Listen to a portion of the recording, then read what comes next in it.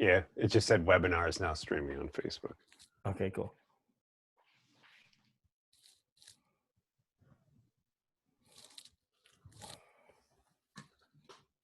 Yep, it's live. Okay, we are live. Okay, hey.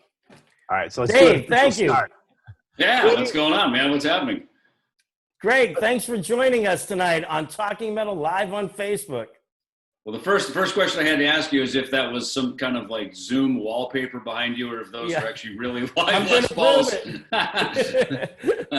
It is a real background, but everybody now is doing the Zoom background. So I actually thought I'm going to have to prove this every time that this isn't a fake photo that I made in Photoshop. Yeah. So David, I was on, I guess it was Blabbermouth the other day, and you were playing your bass along to this great new song, Simple Truth. Yeah.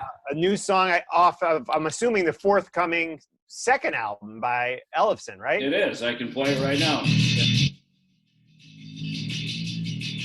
Nice. We can all three grab a guitar back there and let's do it. I know, I'll grab one too. So a second album is on the way. Is the album completed at this point? It's written. Tom is still working on some lyric stuff, but musically it's written. We that song "Simple Truth" we actually wrote when we were in Italy. So we did Mega Cruise. Then Tom and I went over to England to do the event that we did with KK Downing up at KK Steel Mill, which is funny. It started as a book signing. It was me hitting up KK because we're buddies and we'll email back and forth. And I said, hey, I'm going over to do a little solo bass tour, Ellefson tour in Italy and Switzerland in early November. I said, what's your venue like? Can I do a book signing there? And so it started as just a signing, maybe the two of us doing the signing, then my band playing, maybe KK jump up for an encore. Right. And then it turned into like basically us putting together Judas Priest, 2.0 with Les Wings totally and Ripper. Cool. Yeah. Ripper. Yeah, it was amazing how it just came together. We're all just buddies and we're friends, and it's me and KK, and then we got Ripper on the phone, and then Ripper said, well, hey, why don't we get Les Binks? And I'm like, oh my God, you guys are killing me here. It's like I'm joining Judas Priest for a night, so but yeah, so we did that show, and then my solo band, we went down to Italy, and my guitar player, Andy Martingelli, who I was introduced to by Kiko, actually, back in about 2016 or so. And Andy's become a good friend. He's played with me and Frank Bello, and then I just asked him to tour with me in the solo band. So he got our drummer Paulo and our guitar player Valerio out of Italy. And the very first day we were rehearsing for the Italian tour, Tom had said, he goes, why don't we write a song today? And it's interesting when you set the intention to write a song. I really walked into the jam room, plugged my bass in to an amp that I didn't really know, and just kind of dialed up this sort of punk rock tone. And I literally just started playing that riff. This is sort of Dead Kennedys, punk rock thing. And that song literally wrote itself in like an hour. And, really? Wow. It's a great tune. Yeah. Thank you. Awesome tune. And it's up on all the streaming services now. Yep. Well, and what we did, and we can obviously fill in some of the backstory of this, but we, as we launched this Schools Out initiative to give free music lessons to students, initially it was going to just be around the USA, now it's around the whole world because students are out of school everywhere because of COVID-19. So we launched that as part of my David Ellefson Youth Music Foundation, and we had planned on putting Simple Truth out in April anyway because my solo band, we're going to be going to Australia and Japan with Chris Poland as our special guest. Wow. Oh, wow. Coming up here in a couple of weeks, literally in a couple of weeks, we're going to be going. And of course, that now is pushed back and it's been rescheduled to February and March of 2021. But I called Tom one day. I said, listen, man, why don't we just give that song away? We'll donate, we'll put it on Bandcamp where we can sell it, and we'll obviously put it on the digital, outlets and stuff. But I said, look, any of the proceeds we get from it, let's just give it all to the Italian, some fund over there. And he found the Red Cross because they have a really wonderful COVID-19 relief fund to give it to the Italians. Our band is half Italian, and I was just over there with Megadeth on the Five Finger Death Punch Megadeth Bad Wolves tour. We were literally just there in Milan you know, a couple of weeks before that whole thing, you know, really started to melt down over there. So, yeah, you know, to see the Italians, be with them, it was just a slamming show we did. And then to just see what they went through or have been going through, you know, so, yeah. So, you know, it's kind of, that's our little, you know, homage to Italy, as well as a fun little tune, you know. Well, it sounds great, and if it's a sign of what's to come on this album from you guys, it's a good sign for sure. But I just want to go back. You mentioned kids being out of school, and can you talk a little bit about what you're doing? Because it's pretty cool. I mean, these kids who are now, you know, out of school could potentially get lessons from some really pretty heavy players through some of the stuff that you're doing. Can you just give us the background on that a little bit? Sure. Yep. So it was like mid-March, and Megadeth, we were going to go down to Mexico to do the Hell in Heaven festival. And we were literally watching it by the hour, you know, what we were going to go, or we not. And we just decided, look, it's not worth the risk. So we ended up, you know, backing out. And of course, right around that exact same moment, schools were closing left and right across the states, and you know, everything was just shutting down. This is mid-March, you know. So Tom called me up, and he just said, he goes, look, why don't you give some free bass lessons? And I said, I'd be happy to, but I mean, I'm just one little dude with a bass. I can't give that many lessons, you know. So I said, look, let me call up my friends like Bumblefoot and Nita Strauss, and I called Dirk and Kiko, and even Chris Poland and Jimmy DeGrasso, some former Megadeth members, and just the whole tribe.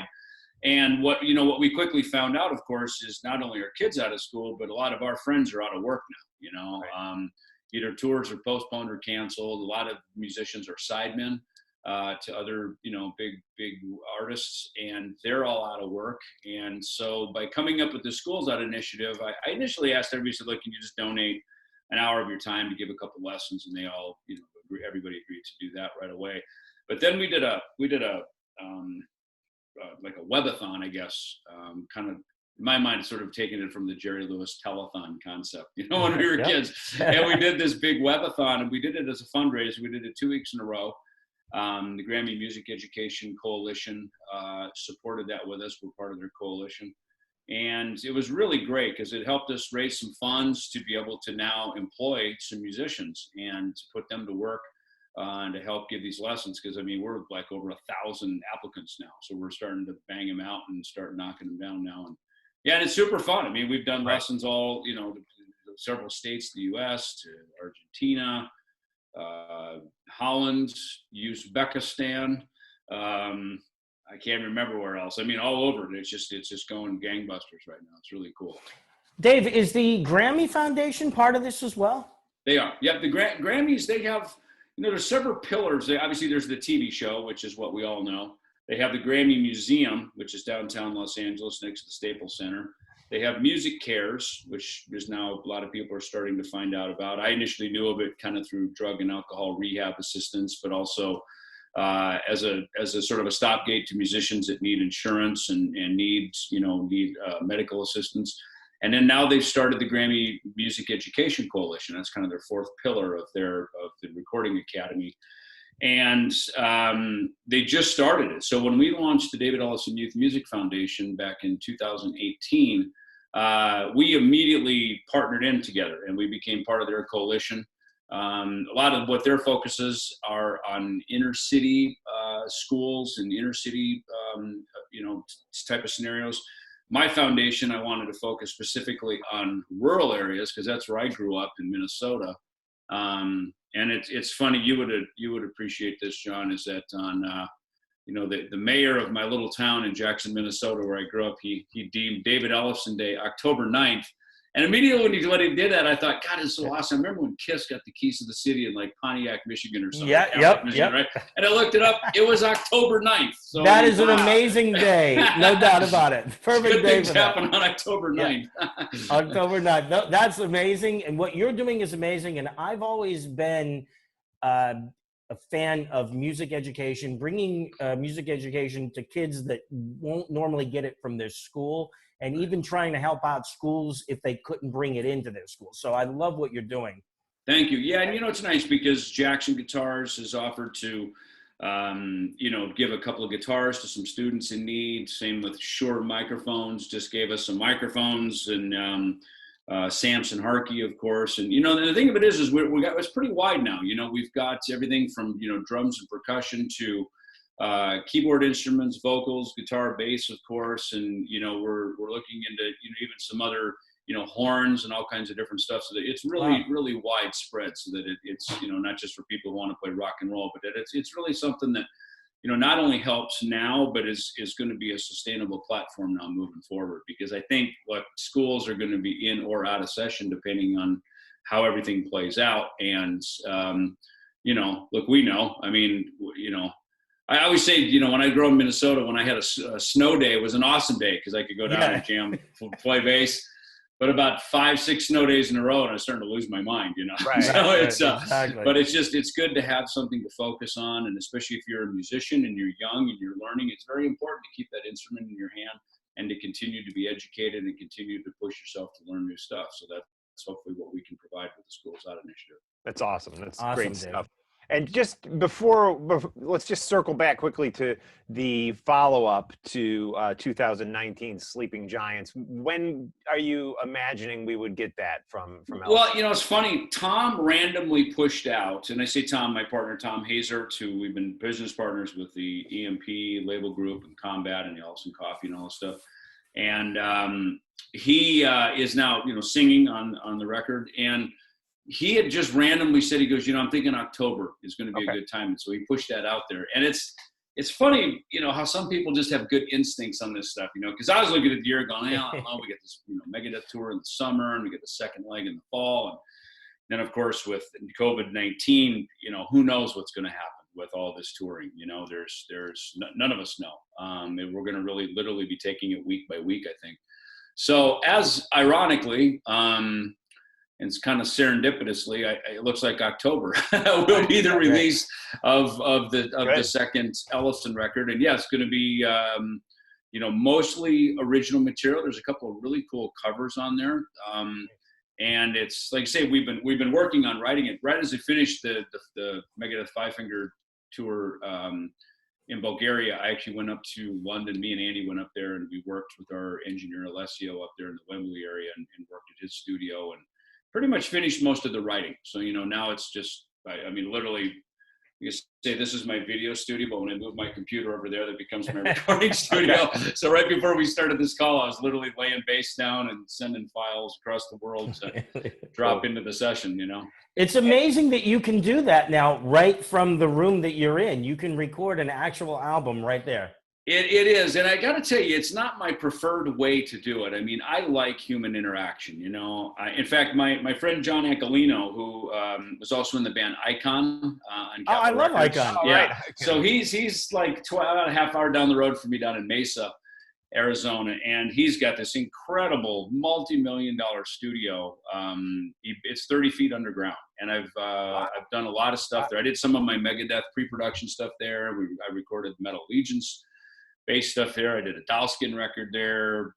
Some of the tracks on the first and the Sleeping Giants album. So, you know, great, just awesome, killer studio.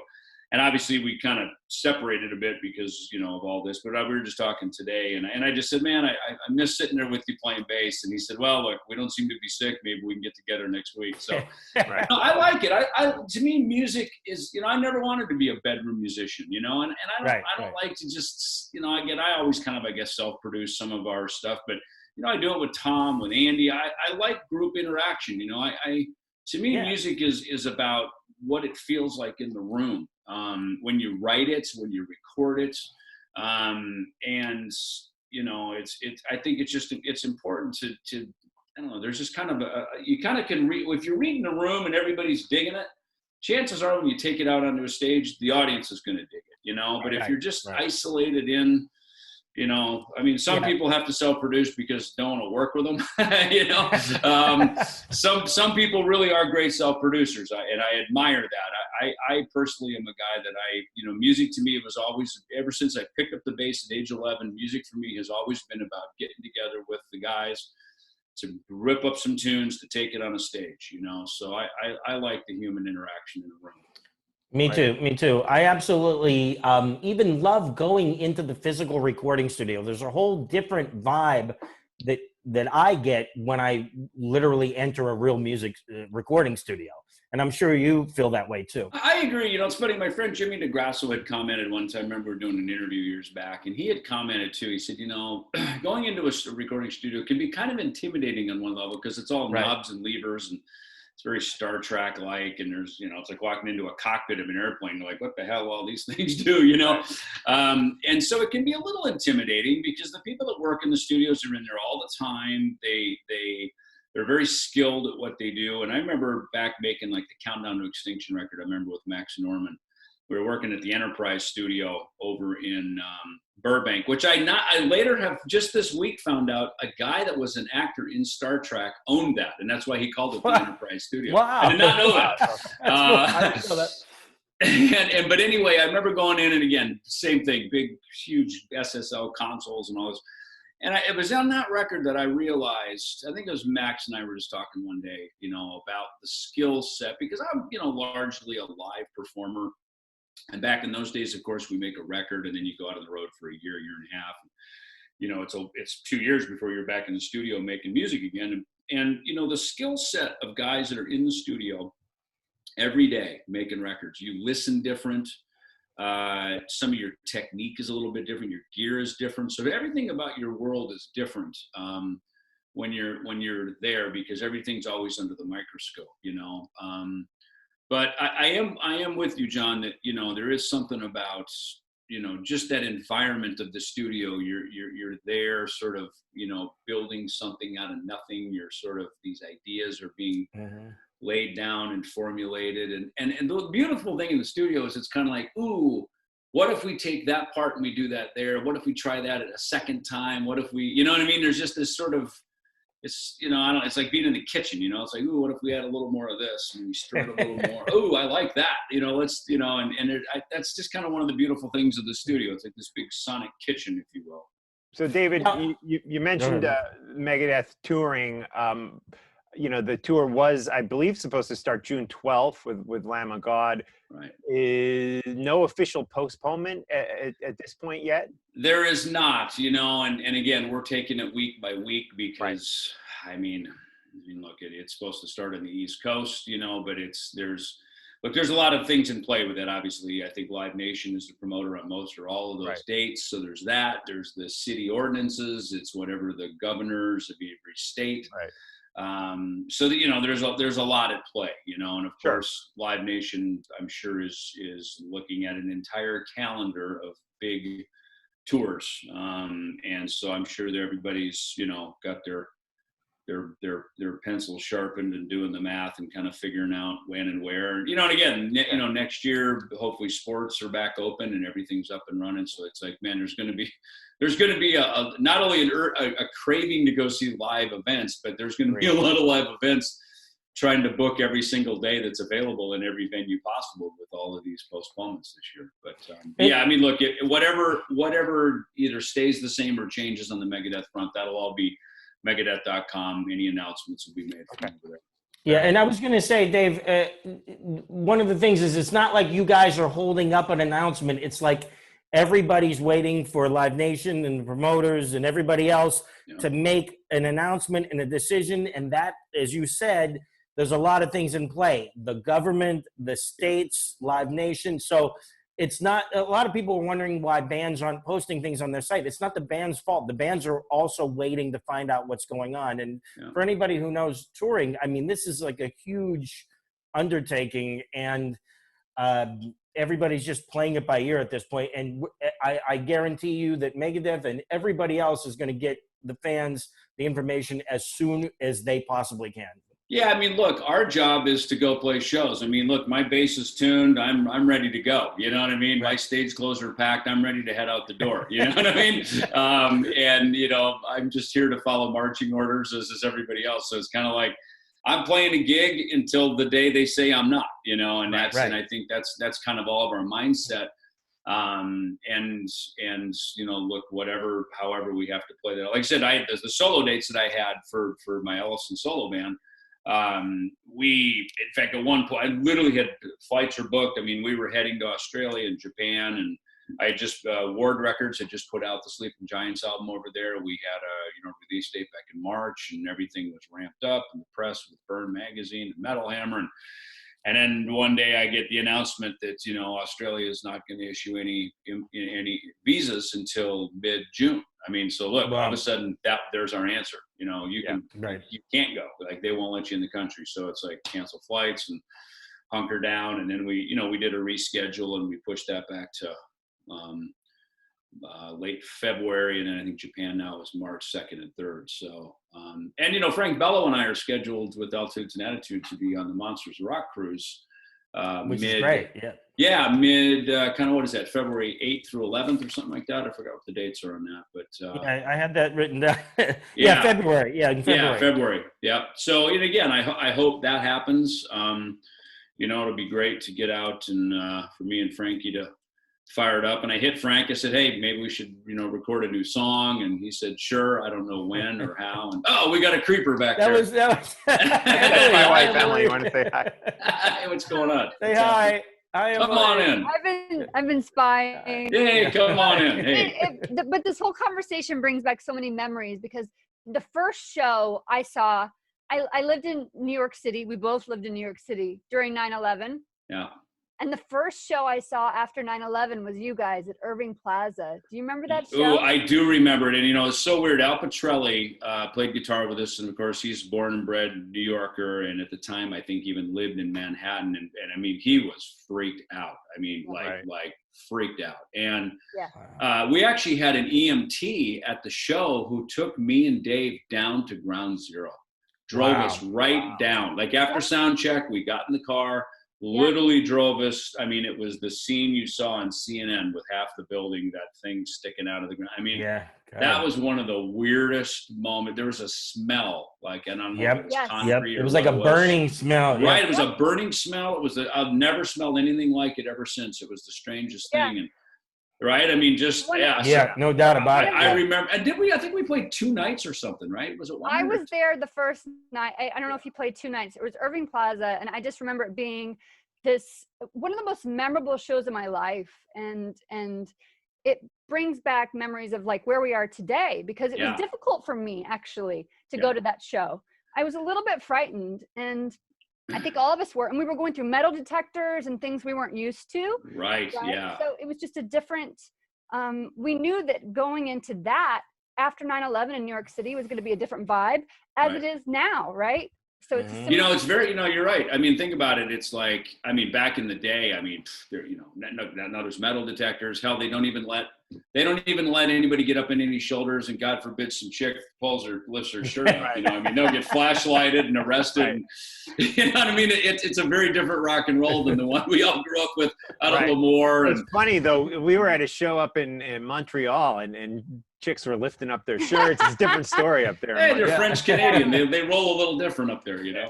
I love it, David. I know we have to let you go in a few minutes, but you mentioned Frank Bello. Have you been working on any new music for Altitudes and Attitude? Well, it's funny, I hit him last week because we were talking about it back in March, actually. And I was talking to Mike Monterulo, who's TKO for, Anthrax manager and agent.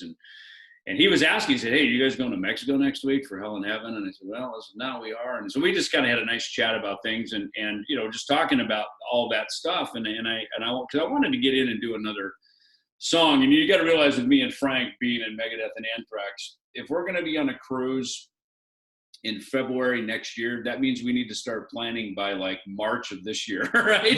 Of like when, where, who, how long, how much, and fortunately Jay Rustin, producer Jay Rustin, has really been a good friend to me and Frank, and he's a bass player, and of course he produces the Anthrax records. But he really took a liking to what we do with Altitudes and Attitudes. So, the idea is that, look, if Frankie's going to be out in LA or something working on some Anthrax stuff at some point, maybe I'll drive over and we'll bug Jay to stay behind an extra day or two and knock an A&A song down, But we definitely have stuff. I mean, Frankie and I are definitely never at a loss for writing songs. Cool. And Ace Dave, was we were on the talking. last record, right? Yeah, that's what I was going to say, Mark. Dave and I mentioned in honor of Ace Frehley's birthday on our audio version of this, we're going to have to play the A&A song "Late" with Ace on lead guitar. Yes, please do. I know it's so funny. I just hit Ace on an email with Frankie on there just to wish him a happy birthday. And you know, it's such a bummer because last year we were going to actually do a show with Ace. And then I forgot a Megadeth show came in, something I think in Chicago. And then, of course, Dave got sick with cancer, and we had to just cancel everything. And at that point, it was kind of too late to reschedule with Ace. But it was one of those weird moments where we almost did some shows together, which really would have just been fun. It would have been amazing. Well, one day we will make that happen for sure. We will make that happen, yes. And by the way, John, just shout out to you, dude. You were the one who helped connect all that. You and Jay Rustin and everybody put that together to help get Ace connected and get that solo on our record. So we really appreciate that. Yeah, I appreciate actually, that. now I'm remembering that I went to it was Rat and Ace up in Right. White Plains or something. Right, and you guys were supposed to be there. Right. We were supposed to be there. Yeah, we were on it, and then I had to cancel off of it because we had these Megadeth shows that came in. It was like first week, like 4th of July or something, right? Or first week of July. Around that time. Yeah. Yep. And then by like late June or something, we just had internally. We were all in Nashville working on the Megadeth record, and we just had to make the decision. Look, we got to shut down. Dave's got to go. Dave was, kind of researching what treatment he was going to be doing, and so we just finally had to make a decision. Look, we just got to clear the calendar and let Dave, get his treatments, which he did, and he's through it on the other side, fortunately, and things are good with him and with Megadeth now. But it's just a weird. And it was interesting because we had just the Ozzy tour had canceled. We're first we were supposed to be on the Ozzy Megadeth tour, and that postponed. So what a weird summer last summer was. It's like every plan we had, none of it happened. It was, that's why when this stuff like we're in now, it's like, story of our lives. You know what I mean? You can make all the plans in the world, and sometimes life hands you a different card, David, and this is one thing I learned after I started working with Ace is that the itinerary booklet they give you at the beginning is all false, right? Nothing is the same once you go through it. They should call it the best intentions book. You know what I mean? Yes, but, and again, that's kind of, I think, the thing we're dealing with now is, you can route it. Normally we route a tour, of course, we'll route across all the lower 48 states and, route. But obviously with what's going on now, some states may be open, some states may not. You know what I mean? So now anything that was routed previous to this, you could have a week off, in holes, and tours can't afford that. It just doesn't. Right. Yeah. Doesn't work like that. You can't send everybody home and then flying back out to restart again. Yeah, exactly. So interesting times. It's going to be kind of back to the drawing board for a lot of stuff now. But the good news is again, when I'm done talking to you, I'm going to move over here and start recording again, and it's a beautiful thing that we can do that, and that we can. And that's kind of been, I think, our thing with our youth foundation and even what, we're doing with my Ellefson solo band. Fortunately, we have these songs written. We've got a few of them recorded, mixed, ready to go. And perfect. And we're just going to kind of drop a couple things now over the next, couple of months, just leading up to what looks like probably October will be our launch date of our record. And, but kind of just drop a few things out there. With digital, you can do that now. It's easy. Bandcamp is really nice because in the case of Simple Truth, they pay immediately, so the money can be collected, and we could send payments over to the Italian Red Cross immediately.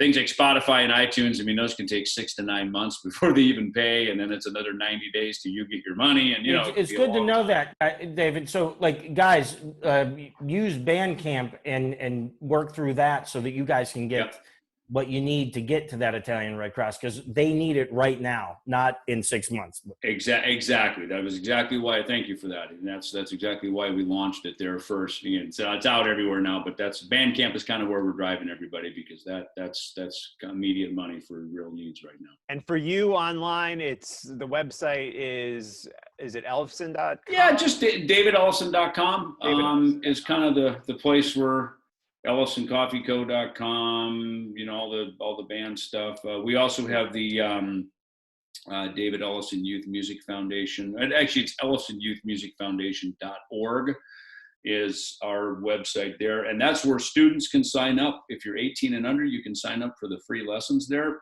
And we also have a donate button up there. We are continuing, fundraising.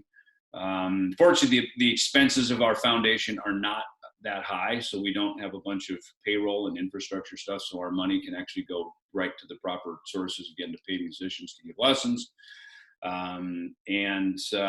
actually do have an eBay as well, an eBay auction. I think that's also Ellefson Youth Music Foundation.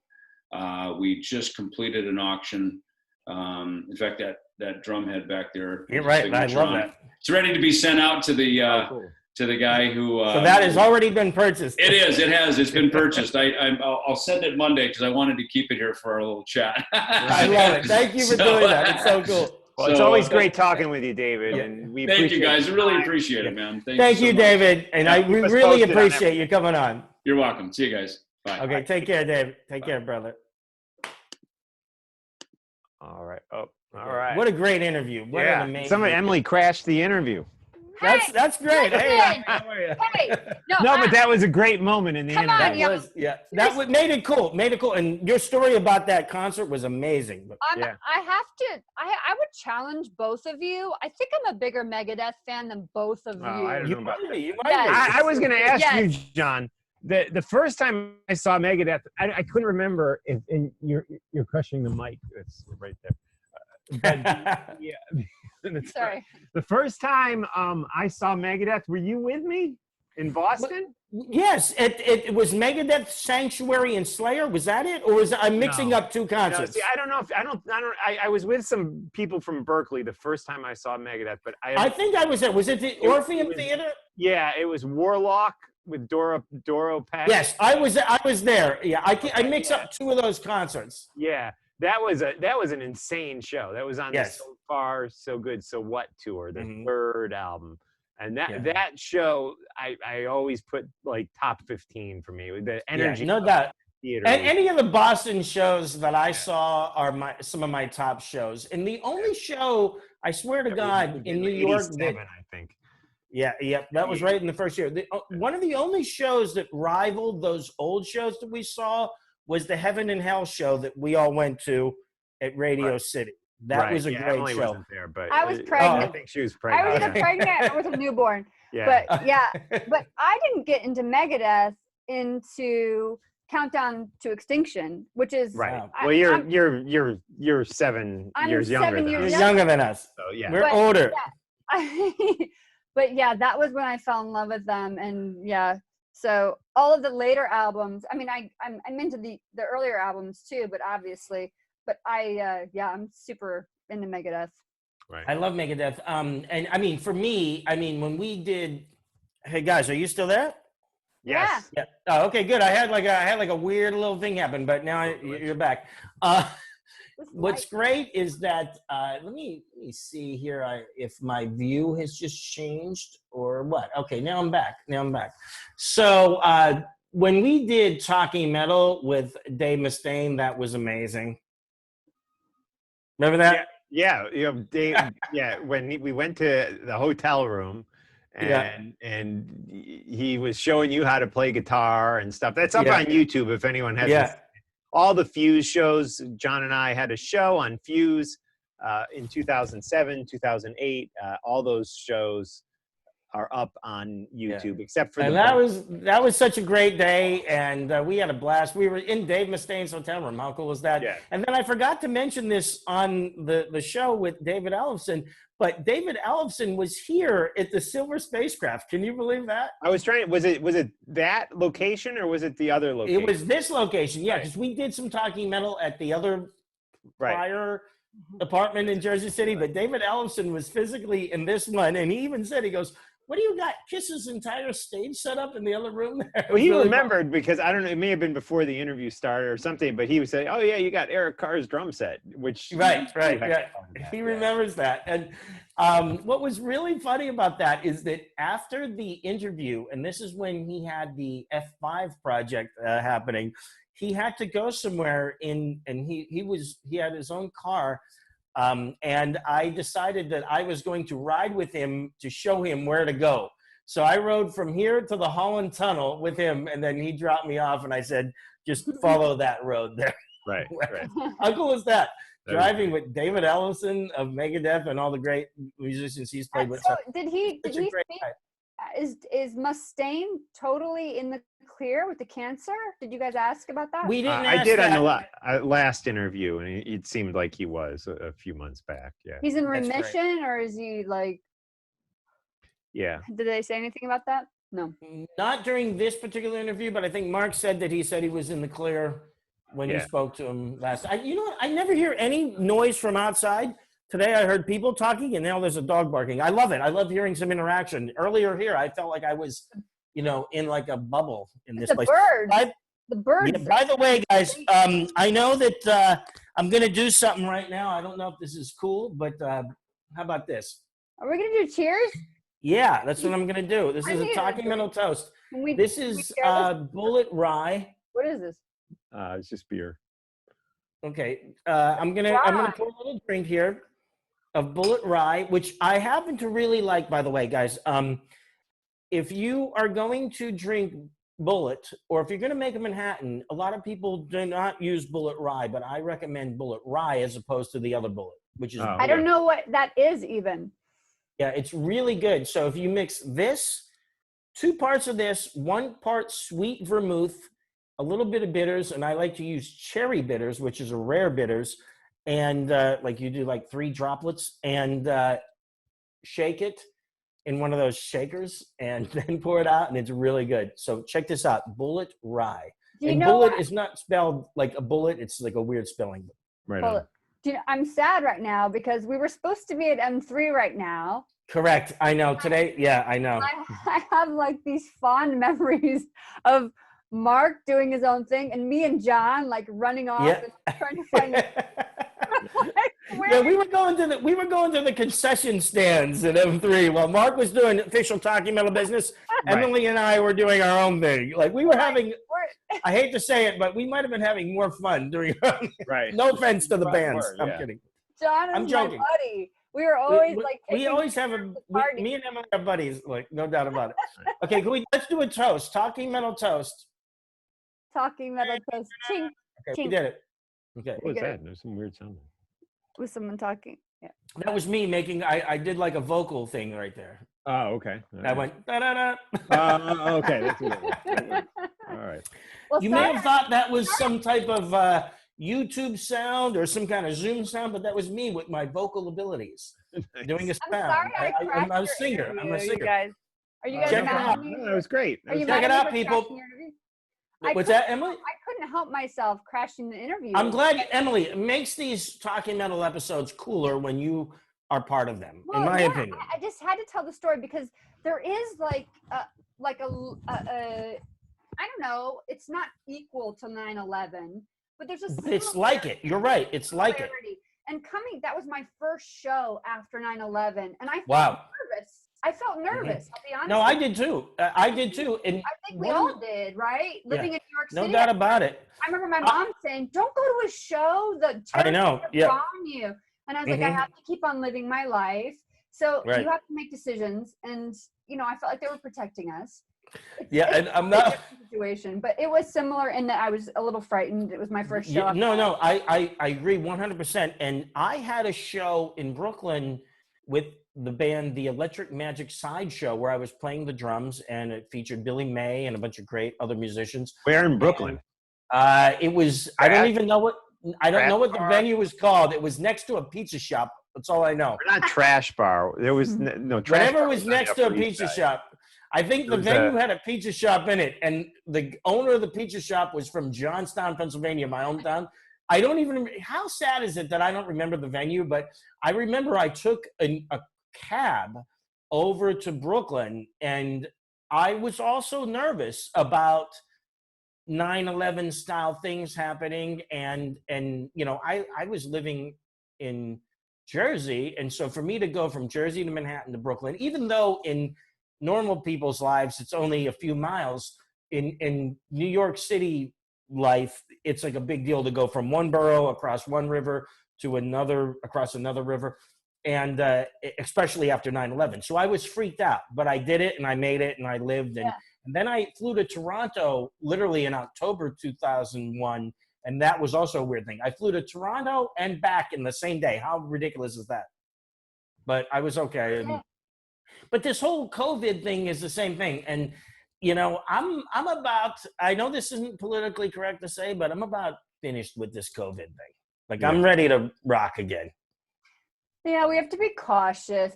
Of course, I'm on the far, I'm a scientist who works in. Right. I know. You're right. Emily, I need to talk to you more because you understand this stuff.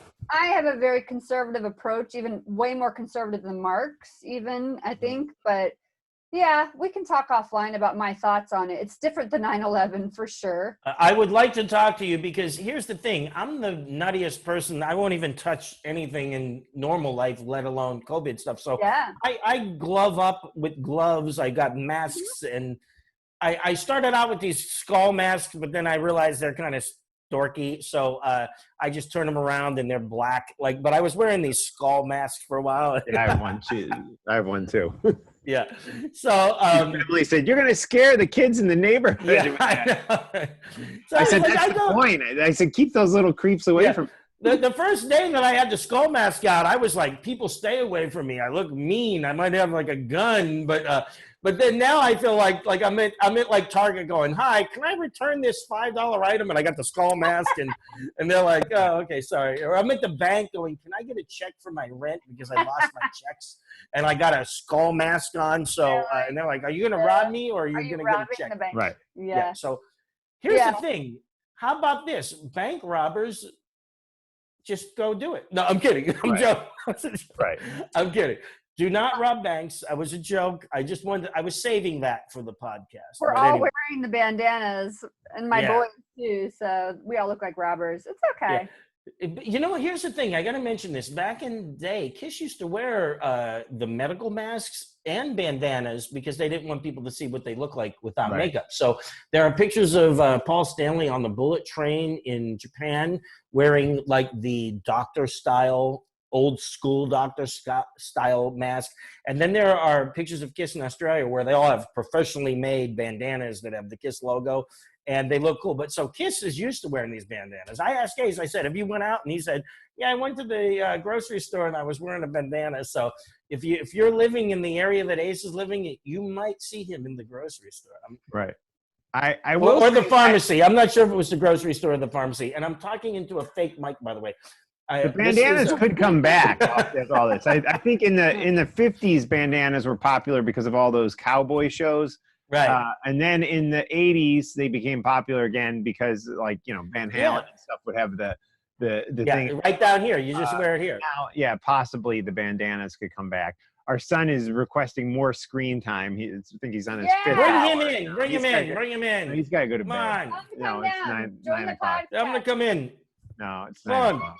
Go to bed. But so the best thing, Mark, in the last podcast, you said they put a note under the door to you guys. Right. I love that. They did. Yeah. You guys have a great family that I'm jealous of. Thank you. I love it. You're my family. You're our family. Oh, I'm part of the family. How about if I just come out there and I'll live with you guys? God. I'll be like the male nanny. You know you're welcome. Okay, I'll do that. I can cook. I'm a really good cook lately. I'm a expert cook at this point. I've been cooking like a mad person. Mark tonight at dinner was like, he's like, "Wow." He's like, "You can really cook." Because I usually don't have time, and now I actually have. I love it. You know what? Let me tell you this. This is we're straying a little away from talking metal, but I think our listeners enjoy this. This is the reality show style part. Let me tell you one thing. You guys have a grill that has a flavor, to me, is amazing. And I cannot replicate the flavor of your grill. I went and I got that sauce from Peter Luger's or whatever that other place is. Peter Luger's, It's called The Squirrels Live in Our Grill. Then I must like squirrel. But 8 months out of the year, the squirrels live in the grill. And then I come and I blowtorch the thing for like an hour, and then we cook on it. And that whatever that squirrel meets blowtorch flavor, I personally like. So I like it. When I came over the last time, you made me some steaks on that grill. That Yes. was awesome. It was good. And I think I had loved it. steak sauce from that place in Brooklyn. What's the Yeah, what- Peter Luger, right? Peter Luger. I went out and bought that, attempting to make my steaks taste like that. However, they did not. They Oh my did God. not, because I didn't have that squirrel blowtorch flavoring. And where's the But maybe we blowtorch? can put that out as Talking Metal Squirrel Blowtorch. Like, And bam. potatoes. Like, And I made I'm you- going I to be made the you new Emerald. I made Bam. I made you a loaded baked potato too, right? Yeah, it was amazing. I loved it. I loaded baked potato. I Mr. love Johnny. all the stuff. And you know what I still think of to this day? And I do it to just imitate you guys. I open my crisper and I put beers in there. Because sometimes you guys keep beers, like craft beer in the crisper. Right. Don't tell people that we leave beers in our crisper. We put vegetables in our crisper. Not Okay, I like beers in the crisper. I don't even remember that, but I don't know. Maybe I'm wrong. Where we I usually could have been put our wrong. vegetables, we would put oh, right. Yeah, that's I true. thought there were beers in the crisper. Yeah. Hey, Mark, look at Guilty. this. I brought it. Hey, Emily, you were here when I bought this shirt at the Aussie show that we all went to. Yes. Remember Right. that? Yeah. And I wore the black yeah. label vest as a commemorative Talking Metal Amazing. thing. Yeah. I'm ready to rock. I got my hat on. There's my hair without the hat. There's the hair Love with it. the hat. I know Yeah. it's looking pretty bad right now. It's Yeah. okay. I'm So not- yeah, you that look was cool. it. That was the Aussie show at PNC, right? Correct. Yeah. Yeah, and this is how John rolls at shows, and I've seen this over and over again. We were at that show, and there was like this VIP bar area at the side of the PNC Art Center, and John called me. He's like, "Come over to the area," and I went over there, and they're like, "You don't have access to this area." And John came out, and he was like, "Yes, he does. He has access to this area." And I was like, "Well, I don't know if I have any." He was like, "Of course he does. That's Mark Striegel from Talking Metal. He was on Headbangers Ball, MTV, and he had his own show on Fuse. And this guy, he's known Ozzy Osbourne." And the next thing I know, they were like, "Oh, I guess you're right." And they just, And then we hung out in the VIP area. That's what we do. What we do, Mark Striegel, Emily Striegel, Talking Metal, John Astronomy, we do what we want, when we want, and where we want. yeah. Well, it's just sometimes when you show authority, and if you act like you're supposed to be someplace, people are like, "Oh, he's supposed to be here." Yeah, and Right. and that's something I always remember that night. And if you're squeaking the chair here, if you push hard enough or just act like you're supposed to be somewhere, you generally are accepted. You're let in. Yeah. Yeah, Talking Metal, man. Hey, thanks to Mark Striegel, who came up with the idea to do the Talking Metal podcast 2005. We did it based on Talking Baseball, and we rocked it, and we started this, and we love all the people who came after us, and we're rocking, and we're having a great time. Yes. Right? Absolutely. And we'll probably start to wind it down. We'd like to keep these to an hour. Yeah, Mark, do you have any music news? I don't know. I would like to maybe just rant a little bit. Let's rant. I want to hear some rants. Yeah, and I don't mean to. I'm not going to talk about anybody specifically, but Okay. I got to tell you, and I know some people might disagree with me on this, but I'm sick of these quarantine videos. There's a guy like. Right.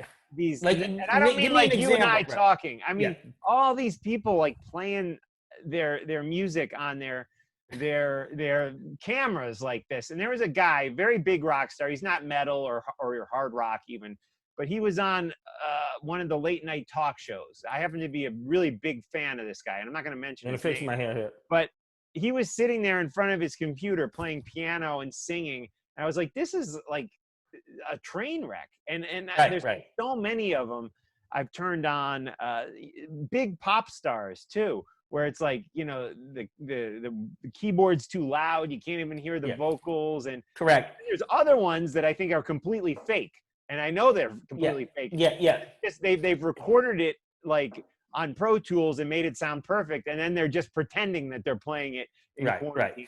So, yeah, I object to that. I 100% object to that. Like, so if you're some superstar and you're pretending you're with your acoustic guitar in your bedroom, and the audio that's playing is a perfectly produced Pro Tools recording, that is not cool. And then what I also don't like, and I think you will agree with me, is when you're a superstar, you do not prepare, you pick up your acoustic guitar, you try to play your own song, and you fuck up a little bit. Right. I'm sorry for swearing. But if you make a mistake because it's a legitimate mistake, I'm okay with that.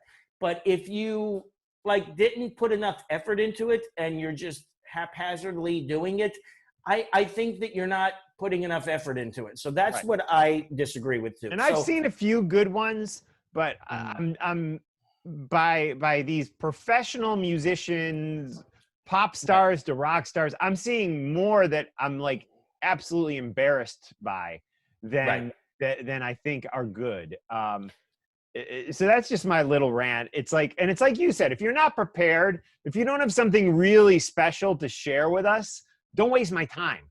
Because I'm to the point now where people are like, oh, watch this. It's some guys playing We Are the World in you know, not to mention my band covered We Are the World like 20 years. That's a whole side story. But it's like, I have no interest on clicking on those because I know that sounds like a train wreck. And I'm really, I'm kind of sick of it. I'm kind of.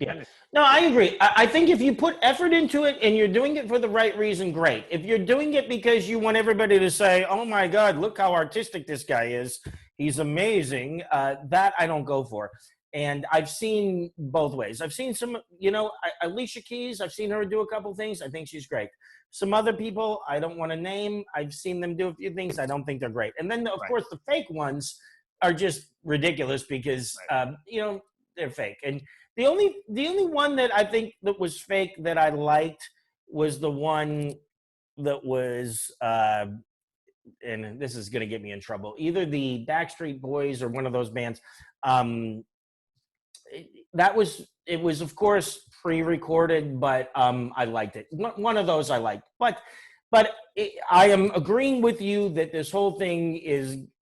I agree with you. I'm just going to say it that way. Right. I agree. Well, with there was That's the rant. really big, like one of the biggest rock bands of all time did one, and you see the four guys, and none of these particular four guys play bass, but you can actually hear bass playing. Oh, right. So it's like right there. It's like, okay. Where's the bassist? Just them mimicking it, but or lip syncing. It's not right. Whatever.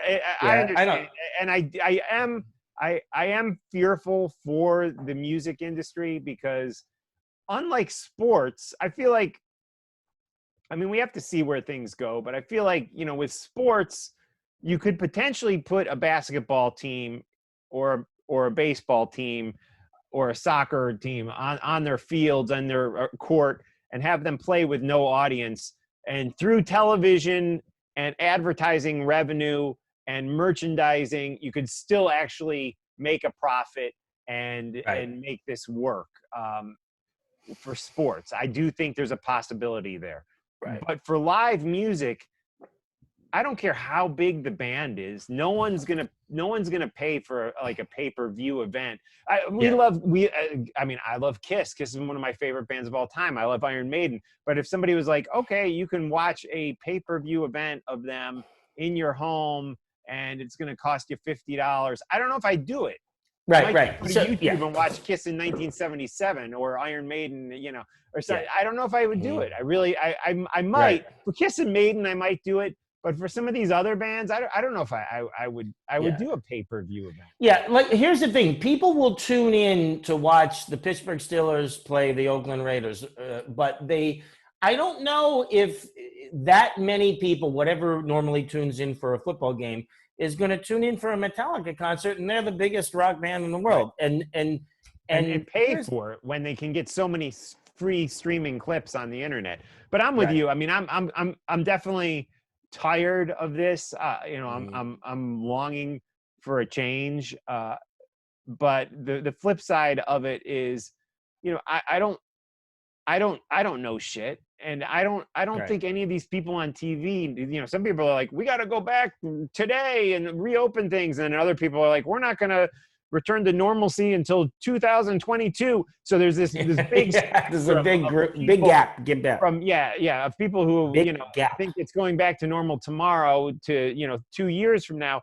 And the fact is that none of us really know when things are going to return. And I still believe it is completely possible that this fall things could return. I think when you look at how quickly things went in a 4 to 5 week period in the bad direction, maybe they can go that quickly in the good. Here's the thing: how did this just pop up now? I mean, I don't think there's a conspiracy that is causing it to pop up, but it's just strange that the world's been going for however long it's been going, and suddenly now we've got some weird thing going on. Yeah, well, I'm not an expert. there were a lot of warnings. I think that Bill Gates TED Talk from 2015 is the craziest thing I ever, because he basically predicts everything. Man. But who knows? Here's the thing. I think we're going to have to say, and here's the funny thing, like, let's say you go get a test. Somebody said this the other day. You get your test on Monday. It comes back on Thursday that you're okay. But between Tuesday and Wednesday, you pick it back up again. So you get your okay test on Thursday, but you actually got it yesterday after you took the test on Monday. So how can you even believe the test when there's a gap between that? So, I mean, I think unless everywhere you go, they hit you with a little gun I that see says, what you mean. If you never had it. Yeah, I think that's why the antibody, I called my doctor today and actually spoke with her about the antibody test, because I'm more interested in that. Because I was like, my job, I was exposed to so many like foreigners and stuff.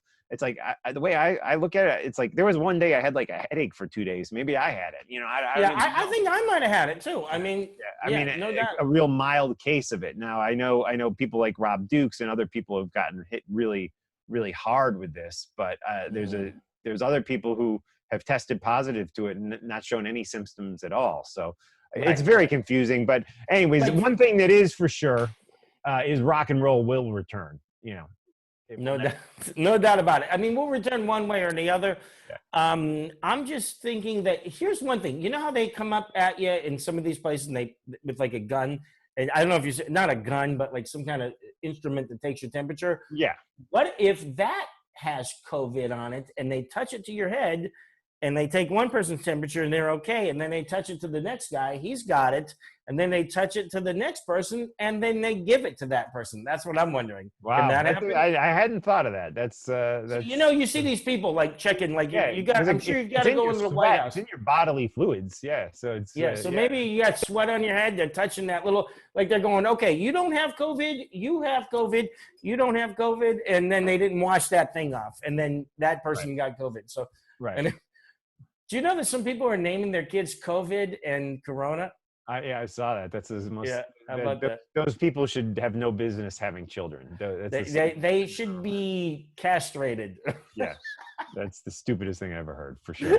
But anyway, Talking Metal is rocking, and we're having a fun podcast tonight. We kept it serious, guys, when we were with David Ellefson, who was one of our favorite musicians, and now we're kind of just having a fun time. I think we're all going a little bit stir crazy, guys. So this definitely is acceptable, right? We're going to be more serious. Absolutely. Let me see here. Do you want to wrap it, or you want to talk another? I'm ready to talk another 10 minutes. Okay. Well, I'm getting shorter. I don't know. I used to be taller. Let me sit up. I'm gonna go grab a drink and return. And we'll do another 10 minutes. We'll do another 10 minutes. Okay.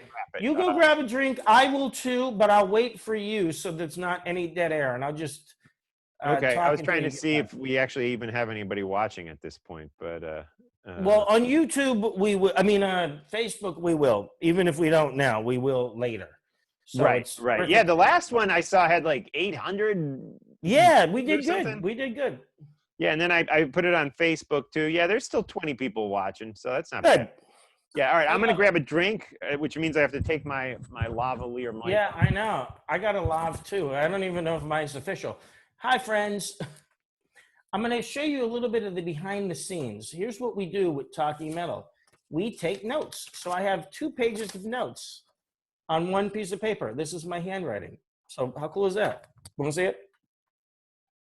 There's little drawings and arrows, and I keep the notes here so that I know what to talk about. And I'm going to make a little confession. I called up David Ellefson a little earlier, and I said, hey, call in a few minutes early, and we'll make sure we get it all set up right. And that's how you do it. You do a little pre-production. So that's what we do. This is a fake microphone, which on the last Talking Metal, I was using it, but I don't think this is like a couple $100 microphone. I don't think it was working as well as it should have. So here's what I did. I bought like a $20 thing off of Amazon.com. And usually in professional situations, we have one that hooks to a microphone pack and it attaches to your belt. This one, I just got wired right into my computer. And I wore this Black Label Society vest today, one, because it's cool, and two, because I can hook up the little microphone right to the vest. So how about that? So I've got all kind of new stuff. I've got trays. I'm going to give you an example of a tray. This is a tray. It's on a giant stand, bigger than any drum stand I've ever seen. It's a tray, and it's holding my fake mic, and then I've got a duplicate tray holding the monitor. And you got to have lights, and you got to have all kind of crazy stuff. So some people just do it right out of their laptop, but for me, I like to do it this way. Hey, Mark. So guess what? I entertained the Talking Metal listeners and viewers for a few minutes.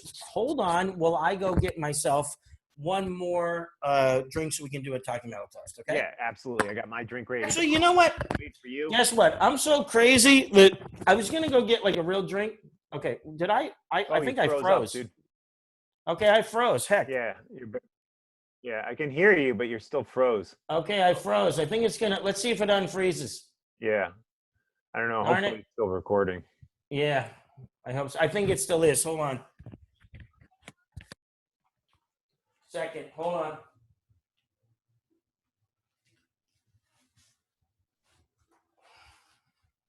Hold on, Mark.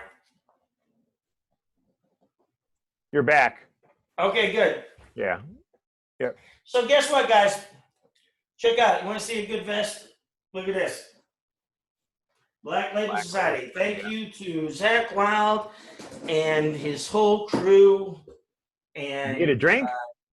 I didn't, but guess what? You're not going to Look believe at that. that. Here's the thing. Guess what? Mark, I'm going to tell you something that I think you're going to laugh on. Okay? You want to hear this? Yeah. As you can see, I did not go get a drink.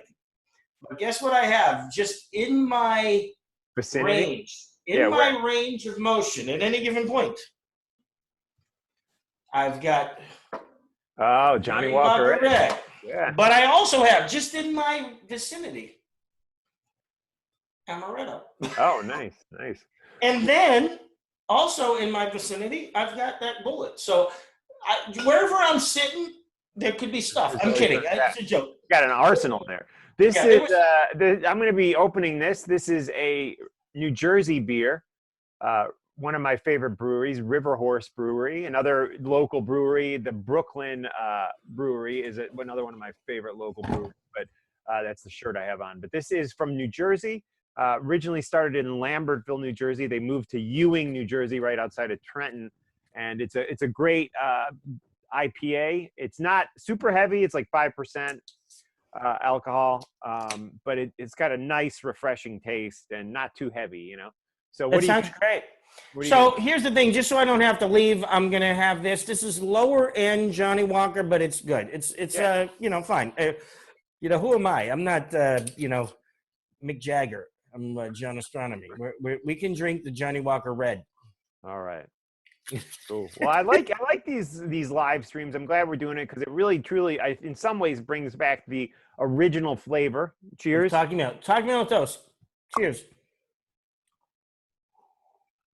Which these shows started off back in 2005. We are going into our 15th year. John and I just having some drinks, talking, hanging out, talking interviews. Going a lot of running around too. We would be out at bars talking to people. We get random funny people on and Talking Metal Stakeout, Guns N' Roses Stakeout. We were able to do some serious interviews, but at the same time have a lot of fun excursions, just hanging out. Yeah, so it's And I been a think long journey. Yep. I think we had a great time, and I mean, everything we did, I think, was amazing, and I'm glad we're redoing it. And I'm sad that it's during COVID, but I'm happy that we're doing this. And I think we should keep it going. And COVID or not, let's keep this happening. And then once COVID is over, we're going to ramp it up 1,000%. Yeah, well, here's what once this whole nonsense is over, what I want to do is, one of my last memories before the lockdown and everything was coming over to your house, and we shot some stuff, which I actually have to check in with my brother on that. We did some videos of things. And then we went out to a bar afterwards. And then it was like really that following week, everything started kind of shutting down. Yeah, it was So crazy. that was kind of like one of my last excursions out. And I tell you what, one of my first excursions back from this nonsense, I'm coming there. I'm coming to the Silver Spacecraft. Absolutely. We're going to do it. We're going to hang out at Silver Spacecraft, and then we'll venture out into the areas that we'll are do a around live here. stream, not this dual, location. And we'll do a single video live talking metal for all of you guys. Yeah, let's toast to that. I'm going to hit this bump on fake that, microphone. yeah. Bang. And this is a real microphone, but it's not hooked up. I put it. Mark, you used to have this on the Fuse show, like a real microphone. I had a microphone. You know, that reminds me, I sent that footage that we shot to my brother. I'm going to text him right now. Yeah. I wonder if he's watching. He's not on Facebook. Your brother's an expert, I'm saying it incorrectly, expert video editor. Yeah, he is. Let's see. Did you check out that Talking Metal footage? Did you out the Talking Metal? I guess we can tell people what we did that night at your place, right? Let's do it. Mm-hmm. Yeah, you can say it better, and then I'll come up with a segment right after that. That'll be quick. So John and I, like in March, we did a new sizzle reel for a Talking Metal TV show. Because we had the TV show, we did the Headbangers Ball thing, and I just feel like with that metal show currently off air, going on 5 years already that it's been off the air, I just feel like it's the perfect timing for Talking Metal TV to return in some form. So it's always a long shot with these things, but we did shoot this sizzle reel. It hasn't been edited yet, but we will get that edited, and when things kind of go back to normal, hopefully start shopping that. And there's never any guarantees. It's probably a very slim chance that anything would ever happen with it, but having said that, why not try, right? I think we should 100% try. And we put together a great video that night. And you know what, Mark? You had come up with an idea for a segment that was me showing one of these insane guitars. What, you want me to do that? Yeah. Okay. And my friend Joe Ryan, by the way, he had an idea for a segment called Question Mark, where people could ask me a question about anything, hard rock or heavy metal, and I will give you my answer. Doesn't mean it's going to be a correct answer. Right. I will give you like Joe asked me to explain the whole, Papa Emeritus and Cardinal Coach. Oh, I love that. I did my best to explain on a Talking Metal podcast episode. But I really like that, because if I don't know facts about some heavy metal or hard rock related thing, I definitely probably have an opinion on it. So I think that could be a good segment. I think that would be a great segment. Talking Metal TV show were to return. Question Mark. And I question love mark. And you get doing a guitar segment like you did. Oh yeah, I would love to do that. Yeah, I would love to do that. You know what's funny? Before I do the guitar segment, a sample. You guys are going to see this for the first time. A guitar segment that we didn't even pre-plan. I listened to a remix of Dance Macabre by Ghost by this French. What's that? The one that kind of sounds like ABBA? No, not that one. I don't think it was that one. It was a guy by a French composer. Maybe it is, but was it more like poppy dance? It was more poppy, so that probably was it. But yeah, it was a French composer, and I'd have to look up his name. But I just think that song, and I know it's not the most heavy metal song, but that's one of my favorite songs. Oh, in the it's whole so record. catchy. Yeah. Yeah. It's You so saw the good. video It's for it, right? Where they go to the, Oh yeah, yeah. the And that house. crazy rocking dude that answers the door. That's like my favorite cool guy. He looks like that guy. What's that black metal guy? Varkins or whatever Yeah. that guy. I love it. That's like my favorite. We got to find out who that guy is who and get him murdered on. Anonymous. Yeah. Anyways, Mayhem, right? That was the band. Yeah, Mayhem guys. That guy, that was so cool. I wish I could. Guess what? If I had to say I cannot return to normal life, I would be okay with returning to that video and that vibe. Right. Yeah. Oh yeah. And with Sister, and you know that guy like Sister, and Okay. you know. So my okay. brother responded, and He he did? is working on that footage. Okay, good. He's asking me for some B-roll right now, which I'll try to get him. And he's saying he might even have a rough cut in a week. So there you Oh, go. that would be amazing. Thank you. Tell Mike I said hello, Mike Striegel. And Mark, okay, I have guitars in the other room. Yeah, but show us why don't one you, before we log off. why don't you pick one of these and tell me, pick one, and I'll give you the history behind it. One of the Les Pauls there. Yeah, pick any of them. How about that fourth one in? That fourth one in. The black one? Yeah. Yep. This one. Yes. Okay, great. This one, and I'm glad you picked this because this has a great story. Let me just make sure this mic is okay. So, guys, this is a Les Paul that has an amazing story to it. And for the people who are listening to the podcast version of this is a black Les Paul, 3 pickups, great looking instrument. Thank you. We'll post a picture of it on the podcast. So here's the thing. I first saw this guitar hanging in Manny's Music in, God, it had to be the maybe late 90s, early 2000s, pre 2001. So it had to be the late 90s. And I could be wrong, but I'll relook it up. And now, Manny's Music was a very famous music store that went all the way back to like the 40s or 30s or something. And everyone from Frank Sinatra to, you know, Miles Davis to like, you know, Van Halen to Def Leppard to Metallica had shopped there. I was once in there and the guy, Matt Sharp from Weezer, was in front of me in line. That's amazing. And that's like back in like the 90s. And I first heard about Manny's because on Kiss Records, it would say, thanks to Henry at Manny's Music and on certain Kiss Records. And Kiss used to shop there. And Henry was a friend of mine named Judd, who you met, Judd Goldrich. Judd and Ian are brothers, and Henry was their grandfather. And they later went on to run Manny's, and then they went on to do other things as well. And they're great friends of ours. And so at the time, this guitar was released by Gibson looking just like this, except it had black pickups instead of what these are called cream pickups. But it did have cream rings. So it was a cross between a Peter Frampton model and an Ace Frehley model, although it was what I would refer to, and most guitars would call a standard, because standards have binding on one side and not on the other side, whereas customs have double binding and more elaborate binding. So what happened was I wound up meeting the amazing, historic, legendary guy, Larry DiMarzio, in Bozeman, Montana. Now, let me tell you who Larry DiMarzio is. And Mark, I know you know, but Larry DiMarzio is a guy that started DiMarzio Pickups, which are one of the premier, you know, top 3 pickup companies in the world. And they have a patent on the double cream pickups, and which means 2 coils of cream. Unlike that guitar, which has a black and a cream coil.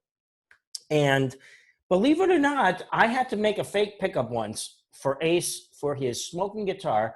And Larry DiMarzio, of all people, drove me in Bozeman, Montana from my hotel to Staples so I can print out a fake pickup. How crazy is that? That's some of the amazing things that have happened to me working in this business, and for Ace Frehley and for everybody talking metal. It all works out. So what Larry DiMarzio was so nice that he sent me these 3 pickups because I wanted to replace the black pickups, which made this guitar look like a Peter Frampton guitar, which, no offense to Peter Frampton, I love him, but I wanted it to look more like an Ace guitar, and I put them in. But then I later discovered that the number 2 guitar that ever was given to the Hard Rock FA ever was a guitar from Pete Townsend, and it looked almost identical to this. Wow. So it was basically nearly an Ace style looking guitar. So you've got to research that online. And then here's where it tops this whole thing off. Ace came in my apartment one day. There's only been, guess what? Something I was thinking about when David was going to come on. Right. In the Silver Spacecraft, other than us, here's some of the celebrity guests we've had at this Silver Spacecraft, my new apartment. David Ellefson, Metal Mike, Bumblefoot, Ronthal of Guns N' Roses, and many other great bands. Scott Coogan of LA Guns, Ace Frehley, and Brides of Destruction. Destruction. That's a new band that I'm going to form tomorrow. And Chris Wise of The Cult, and Ace, and Hollywood Vampires. And Ace Frehley has actually been here. So here's the funny thing. When Ace picked this guitar up, he sat in the seat normally right there, and he picked it up, and this one knob is like loose, and it comes right off. It's like, here, this is a knob, people. See this? It's like one of these 4 things. And they they're supposed to stay on, but when Ace picked up the guitar to play, because he liked this because it looked like an Ace guitar. So he picked, out of all those guitars, that's the one he picked up. He picked up, yeah, out of the whole string of guitars, he grabs this one, and as soon as he grabbed it, the force of which he grabbed it, the knob flew off, and he was like, what's going on? So it was really funny. Like when he picked it up, the knob went flying off, and I was like, "Oh, I'm sorry," like, because I was just going, "How cool is this?" And Ace Frehley's playing one of my guitars, and then the knob flies off, and it creates like a little stir. But anyway, I like to think that this particular model inspired Ace to start playing his black guitars again, because Ace was Ace was playing his Sunburst guitars like almost exclusively, and then towards the end of maybe last year or the year before, he started playing the black ones again.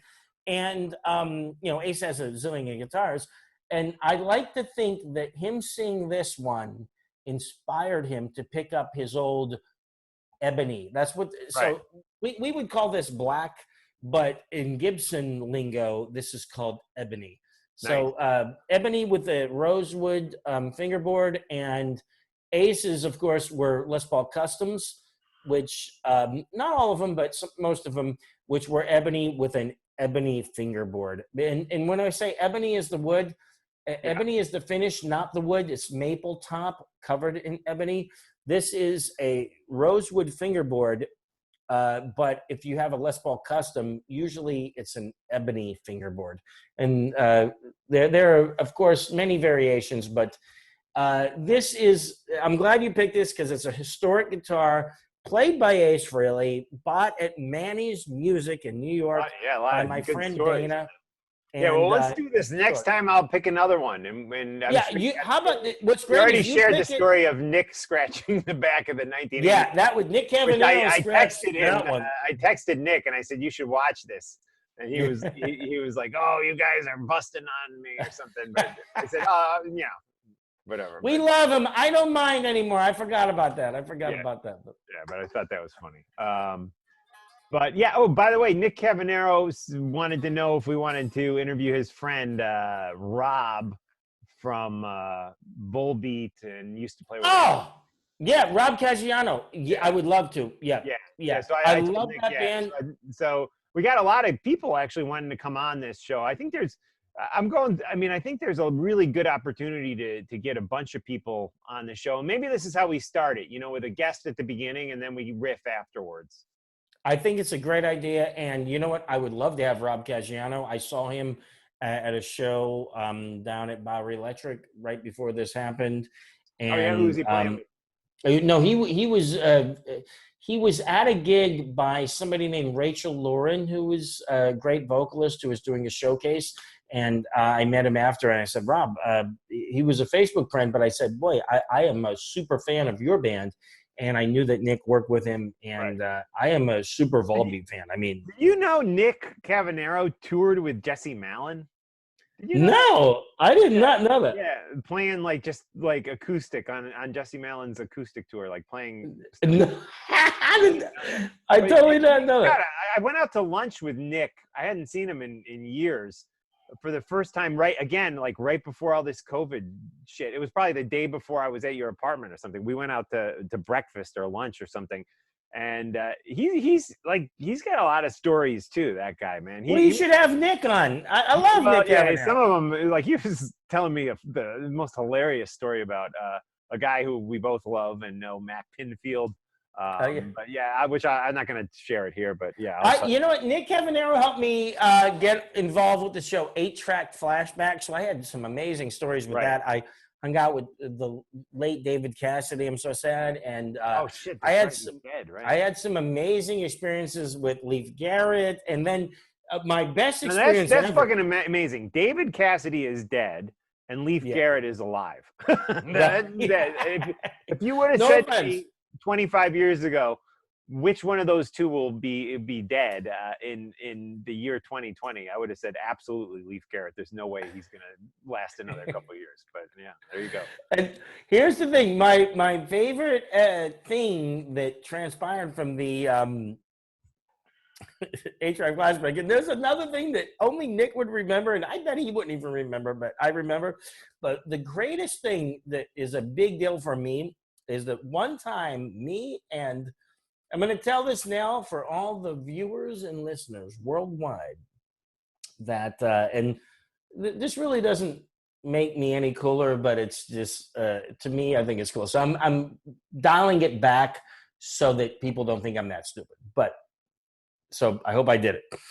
Suzanne Summers and I shared breakfast out of the same white styrofoam container using the same fork. Right. Wow. Together at the same time. So it wasn't like Suzanne Summers ate and then gave it to me when she was done.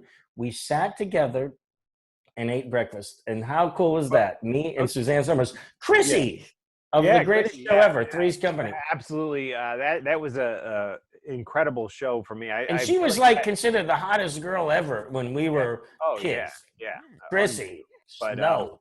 But I worked on 8-Track Flashback after Nick did. I kind of took over. I was like, I think I was the associate. I didn't even know that. I was the associate producer. Nick was on the David Cassidy, because it had 3 hosts. It was David Cassidy for like 2 seasons, Leif Garrett for 1 season, and then Suzanne for like 2 or 3. And I was on one of the Suzanne Summers. Oh, cool. So you were on, I didn't know it. I was like, it was with Mary Wharton and Tom Kanuski and Michelle Mahoney. I love all those guys. Yeah.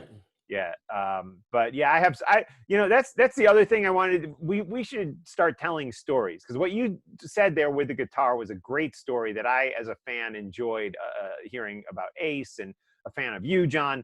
But I think we have so many stories, not just limited to hard rock and heavy metal people, that I think it would be fun to share some of those stories here. Like I have a great Sean Penn story. I have, Drew Barrymore, Garth Brooks. I could go on and on with Mark, I'm not going to give them away, but I know you got Michael Stipe stories. You got Susan Sarandon stories. You got a great story of your brother chatting up an amazing starlet at the MTV 1996 party in Bryant Park. Yeah. Who was that starlet, real quick? Don't give the story away. Gwen Stefani. When she was in No Doubt, Yeah. I have stories doing shots with Dennis Rodman. I got tons of stories. I mean, we should every week, and I know you do too. You do too. So every week, crazy stuff. Yeah. We should pick ones that we feel comfortable that they go public. And tell them. But how weird is that we have these stories, Mark? This is a strange thing. Me and you met in 1987 at Berklee College of Music in Boston, Massachusetts. And then now it's 2020. Is that the right year? I don't even know what the right year is. 2020, COVID, and we're on a podcast on Facebook talking about some great stories. But we have a lot of great stories, and I think that our friends I'd like to call everybody my friend, would enjoy hearing them, right? Yeah. Yeah, so definitely. I know we're just kind of loose tonight, guys, and this is going to be an epic, massively long podcast. But I will end with this story, and then on the podcast version of it, we'll end with some music from this band. This is the kind of stuff that only happens when you're hanging out with John Astronomy, in my opinion. About 2 years ago, we met up in Weehawken, New Jersey. I love it. And John said, well, come to this bar that's in this hotel. It was like some weird place. It was weird to me. And so we get there, and we record an episode of Talking Metal, and we're done, and we order meals. We order food, and we're hanging there drinking a beer, eating a burger, and all of a sudden the doors to this place open. You know what this story is, right, John? I know, yeah. And these African American, or not even African American, African guys come in, black guys, and they're kind of done up in African garb, and they're looking around. They look like security. They're kind of scanning the place. I'm like, whoa, what is this? And they're looking around, and all of a sudden they open the doors, and in walks this like African king, prince guy, dressed in full like royalty, like something like from Zimbabwe or something, and Billy Gibbons of ZZ Top. And the doors fly open, and they march into this restaurant, and they're looking around. I'm like, what the hell is this? And immediately, Billy Gibbons, we go, Billy, how are you, man? And blah, blah, blah. And John's like, I once helped you move your guitars in Vegas. And Billy's like, oh, how are you, man? He's like he knows us. Like, the guy doesn't know us. He's like, good to see you guys. He's like, by the way, this is Prince blah blah blah from Yes, like the guy was actually a real prince from an African country. Yeah. He's like, this is my good friend, Prince Zimbabwe. He's like, yeah, so we're going to go have some meals. He's like, I'll catch up with you guys later. He's like hitting our shoulders. He's like, great to see you. And then the people next to us at the bar are like, you know the guy in ZZ Top? And we're like, no, we don't know him. He just, and so anyways, he goes and he sits down, and they order some food. And the next, like 15 minutes later, John and I are talking, and again, on our shoulders, boom, I feel these two hands, one hand on my shoulder, one on John's. He's like, how are you, fellas? And he comes back to us. And he's like, we didn't go to him. Like, what are you guys drinking? And he's like, and we're like, well, IPA. He's like, give me one of those quickly. Yeah. And the bartender brings him one over. He's like, well, the prince, he doesn't drink, and he doesn't like when people drink around him. And he literally takes the beer, he slams it. He's like, hey, sir, give me another one of these. Give me another one of these. And we're like, it's on our tab. He's like, yeah, don't worry, I'm going to take care of you guys in a bit. And he slams another one, and John starts talking about Gibsons. And he's like, I got to go back to the Prince. And he runs back to the Prince. He's back with the Prince about 10 more minutes. And then he comes back and he comes back over, and he's like, I told the Prince I got to go talk to my boys again. He's like, what are you guys drinking? Let's get another round quickly. And then eventually he started spending, this went on like for hours. And eventually he started spending a lot less time with the Prince. And more time with John and Mark. Yeah. And he started buying us drinks, and I left, and John and Billy were still at the bar. I was like, I stayed. I don't even know how long I stayed, but Billy Gibbons, in my opinion, one of the greatest guitarists of all time. Yeah. And he just had a blast. But what was so funny is that was the thing. The time that he was spending with the Prince and the time that we were spending with Talking Metal. So it gradually got to be more with Talking Metal than the Prince. Yeah. And that is an absolutely true story. He told us he had played Jones Beach the night before, which is out in Long Island, but he always stays at that hotel and eats drinks at that bar because it is the one place in the tri-state area he can park his tour bus for free. So he says that's why he always goes there in Weehawken, New Jersey. We will not disclose the name of the hotel. The name of that hotel. The next time ZZ Top is in town, I'm sure they'll be. We don't want it to get bombarded. And by the way, Mark, here's the crazy thing. I can't believe this. I was speaking to this exact same story. I was on a meeting with maybe 60 people today, Zoom. You have to Zoom can probably have a grid of, I don't know, it could be 4 times 5, 20 people on the screen at once, maybe 30 people. Then you scroll through screens. And in one screen, I started to tell a story about how I ran into a place And I didn't even realize this. 3 of the people who were together on the Zoom grid at the time said, one person said, I once went into the Olive Garden and at the bar, John was sitting there. And then there was a guy that said, I once walked down into the East Village and I looked in the window and John was sitting there. And then there was another person that said, I once went to this place and I looked in and John was sitting there. And I went, oh my God. Right. I have been witnessed by people from my work and in various places. So guess what? The story is this. If you come to New York and you go to a place, you might want to look around because there's probably a 50-50 chance I'm there at that time. There you go. And that's what happened to Billy Gibbons when he walked into that restaurant in Weehawken, New Jersey, right across the river from Manhattan.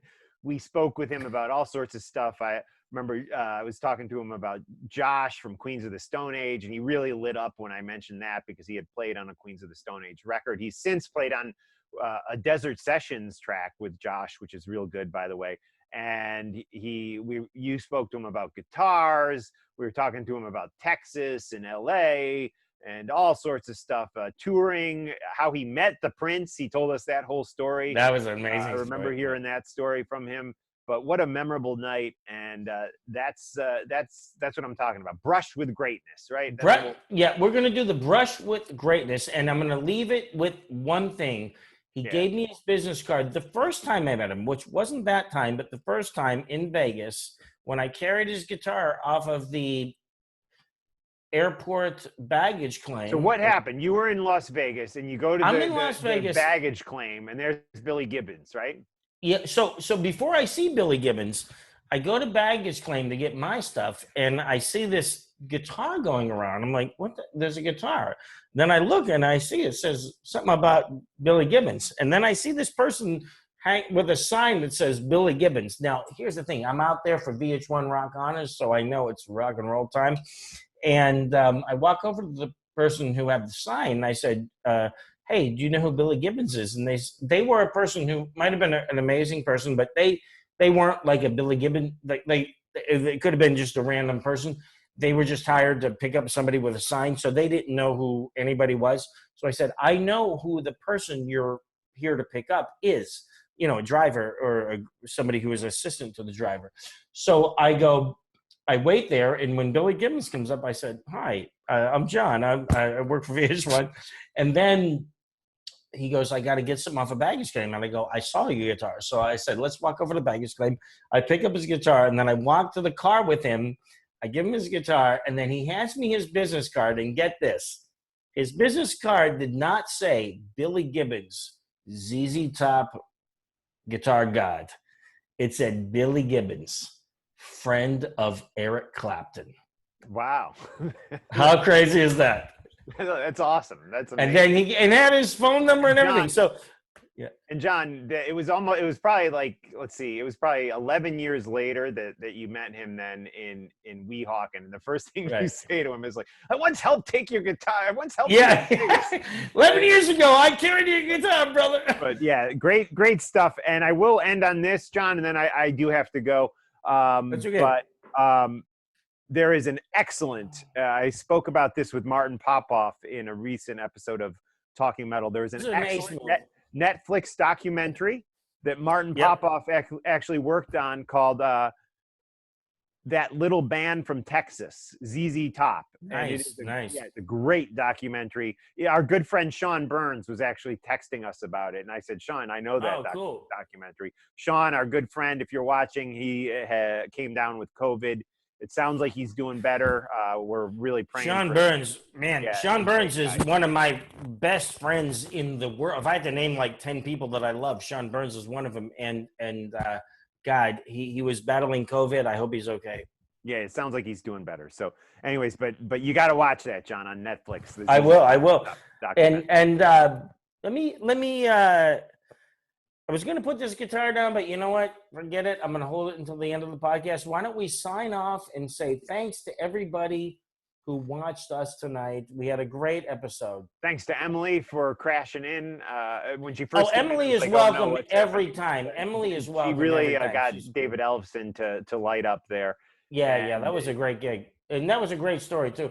And Yeah. believe me, Mark, Emily, welcome on every episode of this. Oh, of course. Yeah. I mean, God, she's cooler than us. But we'll play some ZZ Top to take us out. You want to? What do you want to do? We'll go with one of the big hits. play some ZZ Top on. Play some ZZ Top. So can you do that on your audio, or should I try it? Yeah, we'll do it on the podcast for sure. But I can pull Play up. something. Let it rock on your mic. Let's see what we got here. Yeah, let's see. I played an obscure track recently, but I wanted to go with something a little more. You know what I love? That Sleeping Bag song. You know that song? I like that song. Yeah. Got Me Under Pressure would be nice too. Cheap Sunglasses, Sleeping Bag. You know what? Remember the song?